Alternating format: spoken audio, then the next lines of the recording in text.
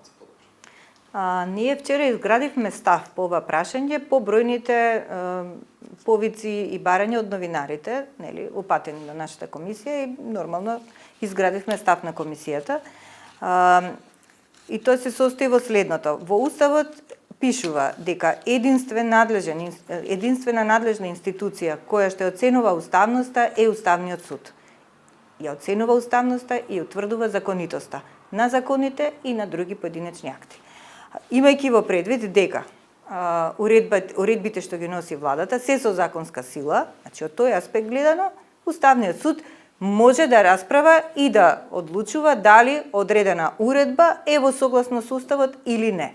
Значи, нашето пошироко толкување на судирот на интереси е од аспект на тоа дека судиите може да расправаат нешто што е од поширок јавен интерес. Тие се колку на број 7 или 9, колку беа суди, расправаат за прашање кои се однесува на повеќе од 2000 луѓе. Значи, затоа рековме не преовладувал единствено нивниот личен интерес.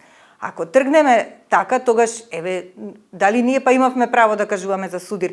Која друга институција, освен ДКСК, е овластена и има надлежност да кажува за судирни интереси? А и ние сме опфатени со таа уредба. Или, може би членовите на владата биле во судирен интерес кога ја носеле уредбата, бидејќи таа се однесува и на нив. Или, пратениците дали се во судирен интерес кога носат прашања, закони кои што се однесуваат и на самите нив. Значи, мора малку да се гледа поширокиот интерес, не станува тука само за личен интерес на поединец. Значи, се работи за поширок интерес. Друго прашање, каква ќе биде одлуката на Уставниот суд? Значи, ние не навлегуваме во содржината на одлуката. Ние застануваме до линијата дали Уставниот суд може да расправа или не може да расправа. Тука завршува нашата надлежност.